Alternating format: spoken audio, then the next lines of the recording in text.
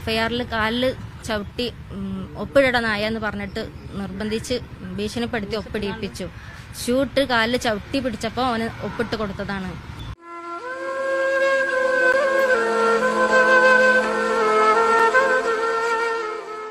SIയുടെ ജോലി പോകുന്നു പറഞ്ഞാൽ അവര് വിധി അങ്ങനെ ആക്കിയതാണ്. അപ്പൊ SIയുടെ ജോലി പോകുന്ന വിചാരിച്ച് ഞങ്ങൾക്ക് ജീവിക്കണം.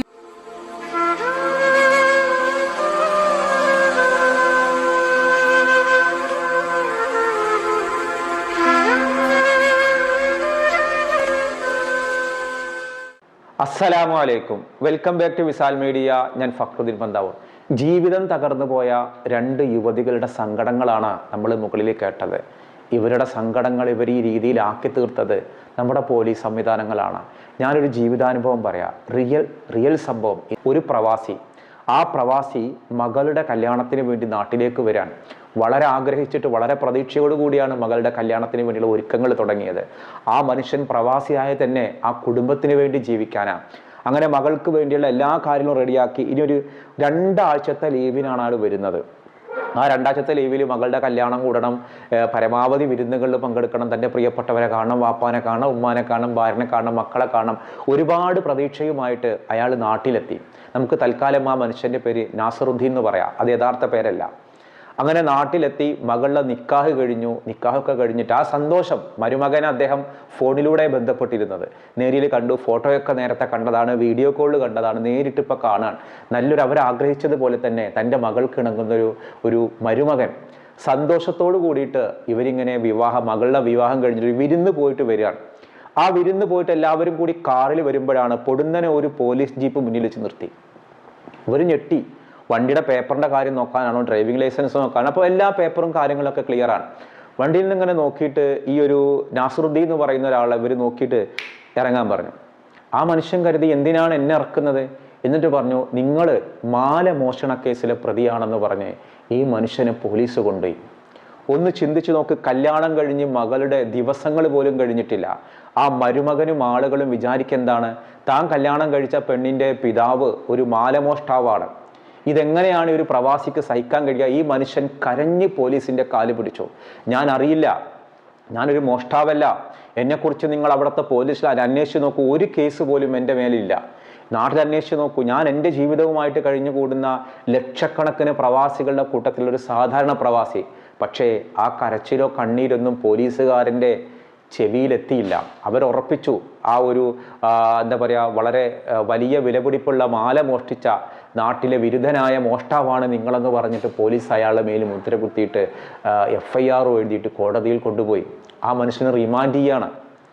ആ വീട്ടുകാർ കിടന്ന് അലമുറയിട്ട് കരയാൻ തുടങ്ങി. ആ ഒരു മരുമകൻ്റെ ഒരു അവസ്ഥ ആലോചിച്ച് നോക്കൂ. സ്വന്തം അമോശം വാപ്പ മോഷ്ടാവാണെന്ന് പറഞ്ഞിട്ട് ഇത് വരുന്നു എന്ന് മാത്രമല്ല, അന്ന് വൈകുന്നേരം ഇറങ്ങുന്ന പത്രങ്ങളിൽ ഈ ഒരു മനുഷ്യന്റെ നാസറുദ്ദീൻ എന്ന് പറയുന്ന ഈ പാവം പ്രവാസിയുടെ ഫോട്ടോ വെച്ചിട്ട് കുപ്രസിദ്ധ മാലമോഷ്ടാവ് പിടിയിലെന്ന് പറഞ്ഞ് വാർത്ത. തകരാൻ ആ കുടുംബത്തിന്റെ മുഴുവൻ മാനവും പോയി. പിറ്റേ ദിവസം മനോരമ, മാതൃഭൂമി, എല്ലാ പത്രങ്ങളും, മാധ്യമം, ചന്ദ്രിക, സുപ്രഭാതം പത്രങ്ങളിൽ മുഴുവനും ഈ മനുഷ്യനെ കുറിച്ച് വാർത്ത. കുപ്രസിദ്ധ മാലമോഷ്ടാവ് പിടിയിൽ. തകർന്നു പോയത് ഒരു കുടുംബത്തിന്റെ സ്വപ്നങ്ങൾ മുഴുവനുമാണ്. പക്ഷേ ആ മകള് കണ്ണീരോടുകൂടി ദുആ ചെയ്തു. എൻ്റെ ഉപ്പ അങ്ങനെയുള്ള ഒരു ഉപ്പയല്ല.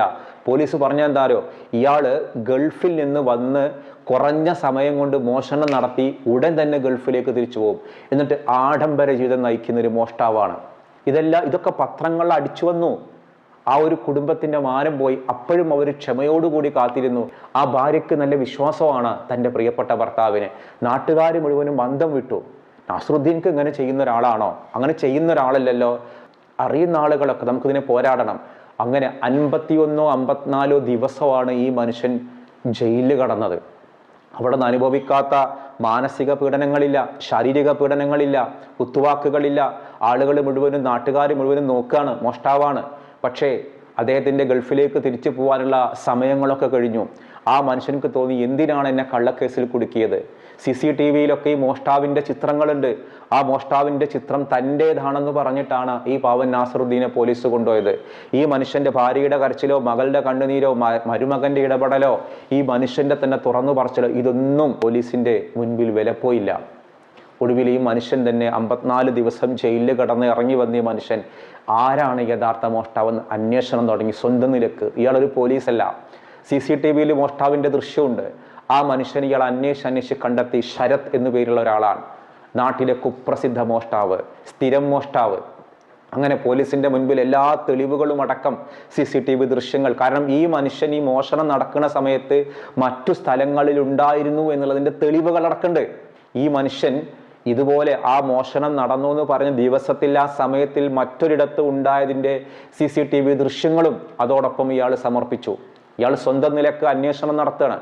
അന്വേഷണം നടത്തി ഉന്നത പോലീസ് ഉദ്യോഗസ്ഥർക്ക് ഇയാൾ പരാതി കൊടുത്തു. എന്നെ കള്ളക്കേസിൽ കുടുക്കി, എൻ്റെ കുടുംബത്തിൻ്റെ അഭിമാനം ഇയാൾ കളഞ്ഞു, എൻ്റെ ഗൾഫിലെ ജോലി പ്രയാസത്തിലാക്കി, എൻ്റെ മരുമകൻ്റെ മുൻപിൽ ഞാൻ നാണക്കേടായി, എൻ്റെ പ്രിയപ്പെട്ട മോളുടെ കല്യാണത്തിന് വന്ന ഞാൻ ആകെ എല്ലാം നഷ്ടപ്പെട്ടു പോയി, എന്നെക്കുറിച്ച് അവർ പറഞ്ഞുണ്ടാക്കിയത് ഞാൻ മോഷണത്തിന് വേണ്ടിയാണ് ഗൾഫിൽ നാട്ടിലേക്ക് വരുന്നത്, എന്നിട്ട് ഇവിടെ മോഷണം നടത്തി ആഡംബര ജീവിതം നയിക്കുന്ന ഒരാളാണ്, നാട്ടിൽ പുറത്തിറങ്ങാൻ പറ്റാത്തൊരവസ്ഥയാക്കി, ഇതിന് നടപടി വേണമെന്നായിരുന്നു ഈ മനുഷ്യൻ്റെ ആവശ്യം.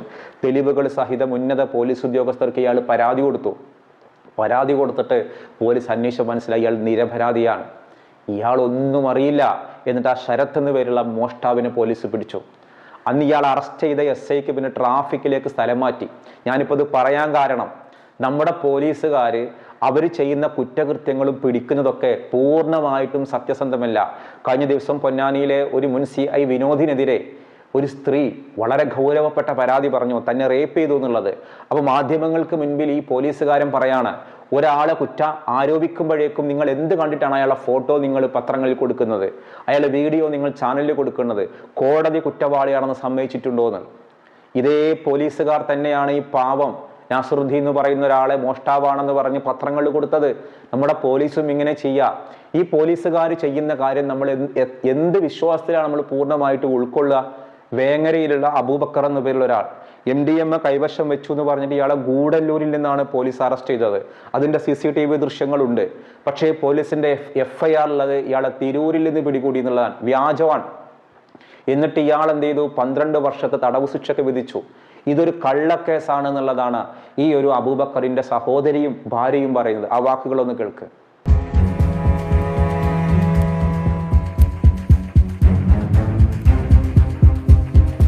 അതായത് ഗൂഡല്ലൂരിൽ നിന്ന് പിടിച്ചു, അതിനുശേഷം തിരൂര് വന്നിട്ട് ഒരു FIR വേറെ ഉണ്ടാക്കിയിട്ട് അന്ന് രാത്രി പിന്നെ ആദ്യം DYSP ഓഫീസിലും അവിടെയൊക്കെ കുറേ സമയം നിർത്തി. FIRൽ കാലിൽ ചവിട്ടി ഒപ്പിട നായ എന്ന് പറഞ്ഞിട്ട് നിർബന്ധിച്ച് ഭീഷണിപ്പെടുത്തി ഒപ്പിടിയിപ്പിച്ചു. ഷൂട്ട് കാലിൽ ചവിട്ടി പിടിച്ചപ്പോൾ അവന് ഒപ്പിട്ട് കൊടുത്തതാണ്. ഈ പാലത്തിന് അടി വെച്ചിട്ട് ഒരു നാടകം പോലെ ഉണ്ടാക്കിയതാണ് സംഭവം. ഗൂഡല്ലൂരിൽ നിന്ന് പിടിച്ച ഈ കേസ് പിന്നെ തിരൂരിൽ വന്നിട്ട് വേറൊരു കേസാക്കിയിട്ട് ഒരു FIR ഒക്കെ എഴുതി ഉണ്ടാക്കി പുതിയൊരു കേസാക്കി കള്ളക്കേസാക്കി ഉണ്ടാക്കിയതാണ്. ഞങ്ങൾക്ക് നീതി വേണം. എൻ്റെ ഭർത്താവിന് 2 ചെറിയ മക്കളാണ്. ഞങ്ങൾക്ക് ജീവിക്കണം. SIയുടെ ജോലി പോകുമെന്ന് പറഞ്ഞാൽ അവർ വിധി അങ്ങനെ ആക്കിയതാണ്. SIയുടെ ജോലി പോകുന്ന വിചാരിച്ച് ഞങ്ങൾക്ക് ജീവിക്കണ്ടേ? എൻ്റെ ഭർത്താവ് നിരപരാധിയാണ്.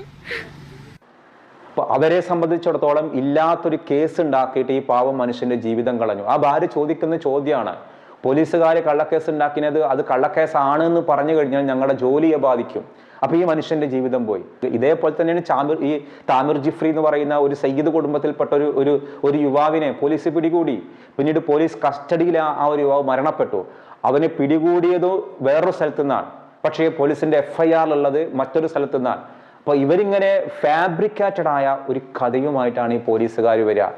ഒരിക്കൽ പോലും ഇവർക്കൊരു മനസ്സമാധാനമുള്ള ഒരുപാട് നല്ല പോലീസുകാരുണ്ട്. പക്ഷെ നമ്മൾ ഈ കാണുന്ന കേസുകളിലൊക്കെ പോലീസ് പറയുന്ന ഒരു സ്റ്റോറി നമ്മൾ അപ്പാടെ വിഴുങ്ങരുത് എന്നുള്ളതാണ് സമീപകാലത്തുണ്ടായ സംഭവങ്ങളൊക്കെ സാക്ഷി പറയുന്നത്. ഇങ്ങനെ എത്രയോ നിരപരാധികൾ ശിക്ഷിക്കപ്പെട്ടിട്ടുണ്ടാവും. എത്രയോ നിരപരാധികൾ അപരാധികളായിട്ട് നമ്മൾ മാധ്യമങ്ങളിൽ അവരുടെ ഫോട്ടോയും വാർത്തയും കണ്ടിട്ടുണ്ടാവും. അല്ലാഹു ആലം, നമുക്കറിയില്ല. പക്ഷെ ഓരോ കുടുംബങ്ങളോട് ചോദിക്കുമ്പോഴും ആ കുടുംബങ്ങൾ പറയുന്നത് ഞങ്ങളുടെ പ്രിയപ്പെട്ട നിരപരാധികളാണ്, ഇത് കള്ളക്കേസിൽ കുടുക്കിയതാണ് എന്നുള്ളതാണ്. പല നിലക്കും ഇത്തരത്തിലുള്ള കേസുകൾ. ഇപ്പോഴാ പോലീസുകാർക്കെതിരെ പൊന്നാനിയിൽ നിന്ന് വന്ന ഒരു വീട്ടമ്മയുടെ പരാതി, ആ പരാതിയുടെ സത്യാവസ്ഥ ഒന്നും എനിക്കറിയില്ല. പക്ഷെ ആ ഒരു വീട്ടമ്മയുടെ പരാതിയിൽ ഒരു സത്യമുണ്ട് എന്ന് എനിക്ക് തോന്നിയിട്ടില്ല. ഇപ്പൊ നമ്മുടെ ഈ വീഡിയോ കാണുന്ന പലരും അത്തരത്തിലുള്ള ആ ഒരു സ്ത്രീയുടെ തുറന്നു പറച്ചിലുകളൊക്കെ കണ്ടിട്ടുണ്ടാവും. പക്ഷെ എനിക്ക് ആ സ്ത്രീനെ കുറിച്ച് അന്വേഷിച്ച് നോക്കുമ്പോൾ അതത്ര വിശ്വസനീയമല്ല എന്ന രീതിയിലാണ് നമുക്ക് വിവരം കിട്ടിയിട്ടുള്ളത്. പലരും ഇങ്ങനെ കള്ളക്കേസിൽ ഇങ്ങനെ ഉസ്താദുമാർക്കെതിരെ സിനിമാ നടന്മാർക്കെതിരെ ഒക്കെ കേസ് പറയും. പക്ഷെ ഇതൊക്കെ കള്ളക്കേസാണ് മനസ്സിലാവും. അപ്പൊ നിവിൻ പോളി എന്ന് പറഞ്ഞ സിനിമാ നടനെതിരെ കേസ് കൊടുത്തു. ഈ കഴിഞ്ഞ ആഗസ്റ്റ് 13, 14, 15 തീയതികളിൽ ദുബായിൽ വെച്ച് തന്നെ പീഡിപ്പിച്ചു എന്നാൽ ഈ ദിവസങ്ങളിൽ ഈ നിവിൻ പോളി കൊച്ചിയിൽ സിനിമാ ഷൂട്ടിങ്ങിലാണെന്ന് തെളിഞ്ഞു. ഈ സ്ത്രീ അന്ന് പരാതി പറഞ്ഞ സ്ത്രീ അന്ന് ഗൾഫിൽ തന്നെ പോയിട്ടില്ല. അപ്പൊ ഈ പരാതി വ്യാജല്ലേ? അപ്പൊ ഇങ്ങനെ ആർക്കെതിരെ പരാതിപ്പെട്ടാലും അത് മുഴുവനും വാർത്ത വരിക, അവർക്കെതിരെ സ്ത്രീകൾ പരാതി പറഞ്ഞാൽ വേഗം കേസെടുക്കുക, പുരുഷൻ പരാതി പറഞ്ഞാൽ കേസേ അല്ല. ഈ രീതിയാണ് നമ്മുടെ സിസ്റ്റം. ഈ സിസ്റ്റമാണ് നമ്മൾ മാറ്റിയെടുക്കേണ്ടത്.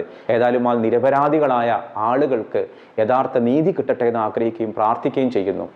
ഇൻഷാ അല്ലാഹ് നമ്മൾ കഴിഞ്ഞ വീഡിയോക്ക് ഒരു ചോദ്യം ചോദിച്ചിരുന്നു. എല്ലാവരും അതിന്റെ കൃത്യമായ ആൻസർ എഴുതി. കിണറുകൾ, ഹബീബായ നബി ഉപയോഗിച്ച മദീനയിലെ കിണറുകൾ, അതിൽ ഷഫ്ന എന്ന് പേരുള്ള ഒരു കമന്റ് ഇട്ട ഒരു വീട്ടമ്മ ഒരുപാട് കിണറുകളുടെ പേര് എഴുതിയിരുന്നു. മാഷാ അല്ലാഹ്, ഒരുപാട് സന്തോഷം. അത്രയും അറിയും പോലും ചെയ്യാത്ത ഒരുപാട് കിണറുകളുടെ പേരുകളാണ് അവർ എഴുതിയത്. 21 കിണറുകളുണ്ട് ഹബീബായ നബി മദീനയിൽ ഉപയോഗിച്ച കിണറുകൾ. അതിൽ അവരൊരു 5-8 കിണറുകളുടെ പേര് അവർ എഴുതിയിട്ടുണ്ട്. ഒരുപാട് അഭിനന്ദനങ്ങൾ. നമ്മൾ ഇന്ന് ചോദിക്കുന്ന ഒരു ചോദ്യം, ഇന്ന് മലയാളത്തിലെ പ്രമുഖനായ ഒരു വ്യക്തിയുടെ 73ാമത്തെ ജന്മദിനമാണ്. ഒരുപാട് പുരസ്കാരങ്ങൾ നേടിയ നമ്മുടെ നാട്ടിന്റെ അഭിമാനമായ ഒരു താരത്തിന്റെ ബർത്ത്ഡേ ആണ്, 73ാം ജന്മദിനം. ആരുടെ ബർത്ത്ഡേ ആണ് ഇന്ന് എന്നുള്ളതാണ് ചോദ്യം. ഉത്തരം നിങ്ങൾ കമന്റ് ചെയ്യണം. മറ്റൊരു ദിവസം മറ്റൊരു വീഡിയോയുമായി വീണ്ടും കാണാം. അസ്സലാമു അലൈക്കും.